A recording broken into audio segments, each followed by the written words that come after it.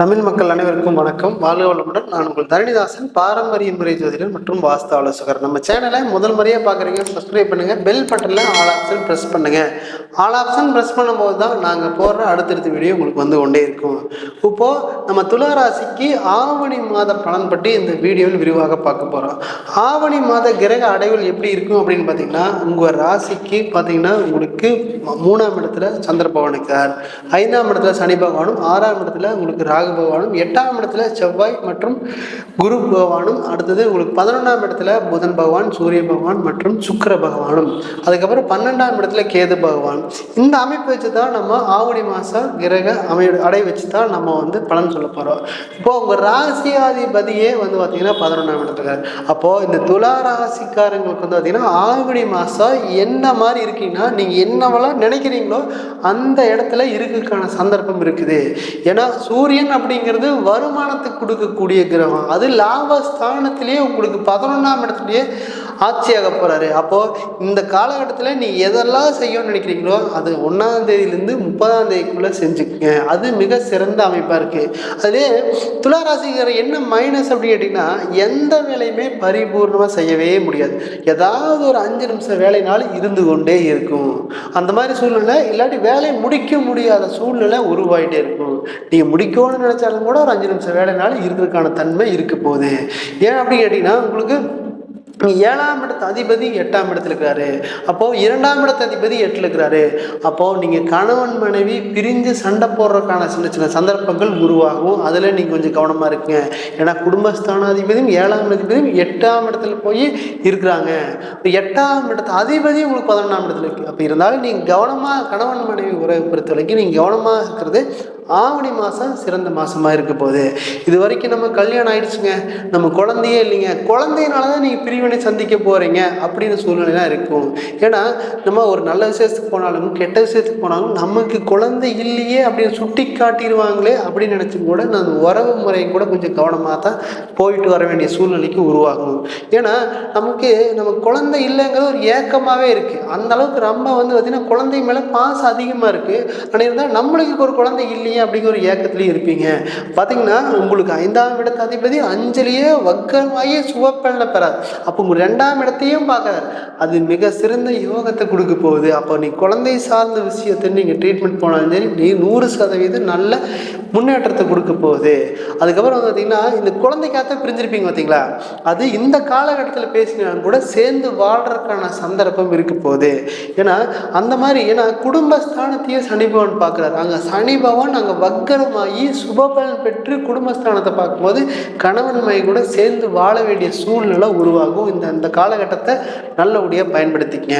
அப்போ உங்களுக்கு வந்து பார்த்தீங்கன்னா கடன் அப்படிங்கிறது தகுதிக்கு மீறின கடன் வாங்கிட்டேங்க. நம்ம வீட்டில் எந்த நகையுமே இல்லைங்க, பூரா கொண்டு போய் பேங்க்ல வச்சுட்டோங்க, ஒரு நகையும் கூட இல்லை அப்படின்னு சொல்லக்கூடிய ராசி இந்த துலா ராசிக்காக இருப்பாங்க.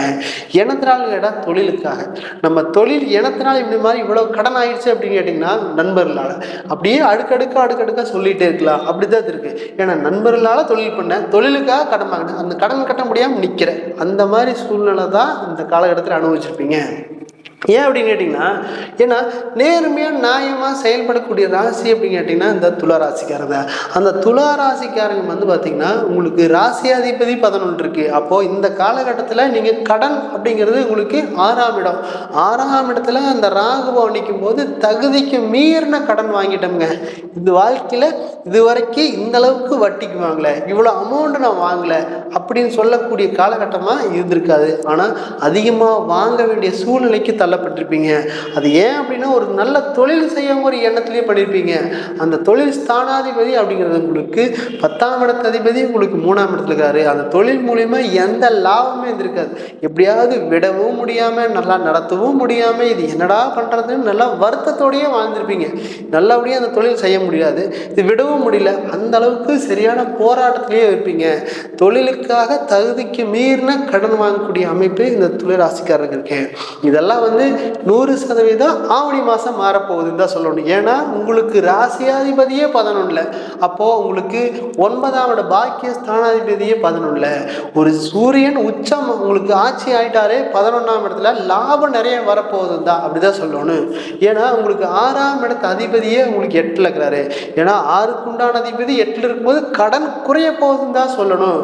ஏன் அப்படின்னு கேட்டிங்கன்னா உங்களுக்கு ஏன்னா அந்த 12ல் கேது போனக்காருங்க, அந்த கேது பகவான் ஒரு மோட்சத்தை கொடுக்க போறாரு. கடன் படிப்படியாக குறைய போகுது, லாபம் அதிகரிக்க போகுது தான் அப்படிதான் சொல்லணும். ஏன்னா 11ல் 3 பேர் இருக்கிறாங்க உங்கள் ராசிக்கு ஆவணி மாதம் ஃபுல்லாகவே. அப்போ இந்த காலகட்டத்திலையும் மட்டும் நல்லபடியாக பயன்படுத்தினீங்கன்னா மட்டும் போகுது. அதை எப்படி பயன்படுத்தணும் அப்படின்னு கேட்டிங்கன்னா, வேலை அப்படின்னா வெளிநாட்டில் வேலையை தான் பார்க்கலாம், தாராளமாக பண்ணலாம். தொழில் அப்படின்னா நல்லபடியாக விற்கக்கூடிய பொருளை விவசாயம் பண்ணாலும், நல்லபடியாக மார்க்கெட்டிங் பொருள் விவசாயம் பண்ணாலும் நல்லபடியாக இருக்க போகுது. அது நல்லபடியாக மேலும் மேலும் வளரக்கூடிய அமைப்பாக இருக்கும். விவசாயம் சார்ந்த பொருட்கள் பார்த்திங்கன்னா உங்களுக்கு நீங்களே கொள்முதல் பண்ணி நீங்களே விற்றா மிக சிறப்பாக யோகத்தை கொடுக்கக்கூடிய காலகட்டமாக இருக்குது. ஏன்னா உங்களுக்கு ராசியாதிபதி அப்படிங்கிறது உங்களுக்கு 11 அப்போது நீங்கள் நினச்ச மாதிரி லைஃப் அப்படிங்கிறது ஆவணி மாதம் 1ஆம் தேதியிலேருந்து 30ஆம் தேதிக்குள்ளே இருக்க போகுது. ஏன்னா உங்களுக்கு 2ஆம் இடத்துக்கு உண்டான அதிபதி 8ஆம் இடத்துக்கு போயிட்டாரு. அப்போ வருமானம் வர்ற மாதிரி தெரியும், ஆனால் செலவாயிரு. அதெல்லாம் இப்போ கவலைப்படாதீங்க. உங்களுக்கு 11ஆம் இடத்துல சூரியன் ஆட்சி ஆகிறார். அப்போ அந்த கால புருஷனத்துக்கு 5ஆம் இடத்துல ஆட்சி ஆகும்போது விவசாயம் சார்ந்த செலவு உங்களுக்கு மிக சப்போர்ட்டாக இருக்க போகுது. ஏன்னா சனி பகவான் அங்கே ஆட்சியாகி வக்ரமாகிறார். அங்கே வக்ரமாகும்போது விவசாயத்தில் நீ என்ன பண்ணணும்னு நினைக்கிறீங்களோ அது நல்லபடியாக சப்போர்ட் வர்றதுக்கான சந்தர்ப்பம் உங்களுக்கு விவசாயத்தில் நல்ல முன்னேற்றத்தை கொடுக்க போகுது. அப்போது இது வரைக்கும் பார்த்தீங்கன்னா திருமணம் அப்படிங்கிறது நமக்கு இது வரைக்கும் 5 வருஷம் பார்க்குறோங்க, இது வரைக்கும் திருமணம் ஆகலை. நம்ம ஜாதகம் எங்கெல்லாம் போகுதோ அந்த பொண்ணுக்கு கல்யாணம் ஆயிடுங்க, நம்ம ஜாதகம் எங்கெல்லாம் வருதோ அந்த மாப்பிள்ளைக்கு கல்யாணம் ஆயிடுங்க அப்படின்னு நிறைய பேர் சொல்லிட்டு இருப்பீங்க. இதுவரை நான் கல்யாணமே பண்ணலை, நீயே ஏதோ ஒரு பொண்ணை கூட்டிகிட்டு வந்திருப்பா, இதுக்கு மேலே ஒன்று நான் பொண்ணு பார்க்குற ஐடியா மாப்பிள்ளை பார்க்குற ஐடியாவே இல்லை, அந்த அளவுக்கு பெற்றோர் சொல்லியிருப்பாங்க. மன உளைச்சலோடு இருந்திருப்பாங்க. ஏன் அப்படின்னு கேட்டிங்கன்னா உங்களுக்கு குடும்ப ஸ்தானாதிபதி உங்களுக்கு 7ல் இருந்திருப்பாங்க. அப்போ 8ஆம் இடத்துக்கு போயிட்டாங்க. எப்போத்தான் கல்யாணம் ஆகுது அப்படின்னா உங்களுக்கு ஆவணி மாதம் உங்களுக்கு 100% உங்கள் ராசியாதிபதி 11ல் போகும்போது நல்ல திருமண வசதி வாய்ப்போடு தான் வர்றதுக்கான சந்தர்ப்பம் இருப்போது. ஏன்னா 8ஆம் இடம் அப்படிங்கிறது கலத்தரத்துக்கு 2ஆம் இடம். நல்லா படித்த பொண்ணாக வரப்போகுது, நல்லா வாழ்க்கையில் பார்த்திங்கன்னா நல்லா உயர்ந்த சம்பளம் அதிகமாக வரப்போகுது. நீங்கள் நினச்சா மாதிரி வாழ்க்கை அமையிருக்கு. உங்கள் ஆவணி மாதம் திருமண யோகம் உங்களுக்கு துளாராசிக்காரங்களுக்கு இருக்க போகுது அப்படிதான் சொல்லணும். ஏன்னா 7ஆம் இடத்து அதிபதி குரு பகவான் 8ஆம் இடத்துலேருந்து 2ஆம் இடத்தையும் சேர்ந்து பார்க்குறாரு. அப்போது நீங்கள் என்ன மாதிரி பொண்ணு வேணும்னு நினைக்கிறீங்களோ அந்த மாதிரி பொண்ணு அமையும், எந்த மாதிரி மாப்பிள்ளை வேணும்னு நினைக்கிறீங்களோ அந்த மாதிரி அமையும், எப்படிப்பட்ட மாப்பிள்ளை வேணும்னு நினைச்சாலும் கூட அந்த மாதிரி அமெரிக்கான தன்மை உங்களுக்கு இருக்குது. ஏன்னா சுக்கிரன் அப்படிங்கிறது ராசியாதிபதியே 11 இருக்கிறார். அது மிக சிறந்த யோகத்தை கொடுக்கக்கூடிய நாளாக இருக்க போகுது. ஏன்னா 8ஆம் இடம் அப்படிங்கிறது ஒரு திடீர் அதிர்ஷ்டத்தை கொடுக்க போகுது. அந்த அதிர்ஷ்டம் அப்படிங்கிறது மனைவி மூலிமா வரக்கூடிய காலகட்டமாக இருக்க போகுது. பாருங்க, இதெல்லாம் ஆவணி மாதம் 30ஆம் தேதிக்குள்ள நடந்துரும் அப்படின்னு தான் எக்ஸாக்டாக சொல்லலாம். இது பார்த்தீங்கன்னா அடுத்தது உங்களுக்கு கல்யாணம் ஆயிடுச்சுங்க, ஆனால் மனைவி எங்கூட சொல் பேச்சே கேட்க மாட்டேங்கிறான். ஏன் அப்படின்னா உங்களுக்கு 2ஆம் இடம் குடும்ப ஸ்தானாதிபதியும் உங்களுக்கு 7ஆம் இடத்துல 8ஆம் இடத்துல இருக்காரு. அப்போது கல்யாணம் ஆயிடுச்சு அப்படின்னா கணவன் மனைவி உறவு கொஞ்சம் விரிசல் வர்றதுக்கான சந்தர்ப்பங்கள் உருவாகும். அது பார்த்திங்கன்னா விரிசல் பெருசாகாத அளவு பார்த்துட்டிங்கனாலே மிக மிக யோகத்தை கொடுக்கும். ஏன்னா ஒரு லிமிட்டுக்கு மேலே நம்ம பெருசாகிட்டா அது 3ஆம் இடத்துல உள்ளே என்ட்ரி ஆயிடுவாங்க. அப்போ பார்த்திங்கன்னா விரிசல் பெருசாகாத அளவுக்கு பார்த்துட்டிங்கனாலே மிக சிறந்த யோகமாக அமையும். பார்த்தீங்கன்னா இந்த 12ஆம் இடம் அப்படிங்கிறது கேது பகவானுங்க. பாருங்க, படுத்தா பல யோசனைங்க, என்ன பண்ணுறதுன்னு தெரியல, பயங்கரமாக யோசிச்சு படுத்தா தூக்கமே வர்றதுக்கான வாய்ப்பே இல்லையே, நான் தூங்கி பல நாள் ஆச்சு, படுத்தா என்ன பண்ணுறதுனே தெரியல, அப்படி தான் சொல்லக்கூடிய காலகட்டமாக இருக்கும். இது எல்லாமே நம்ம துளாராசிக்கு கோச்சார பலன்கள் மட்டும்தான். இது ஒவ்வொருத்தருடைய ஜனன காலத்தை பார்க்கணும் விருப்பம் இருந்தால் கீழே கொடுக்கப்பட்டுள்ளே தொடர்பு கொள்ளலாம். நான் உங்களிடமிருந்து விடைபெறுவது தரணிதாசன், பாரம்பரிய முறை ஜோதிடர் மற்றும் வாஸ்து ஆலோசகர். நன்றி, வணக்கம்.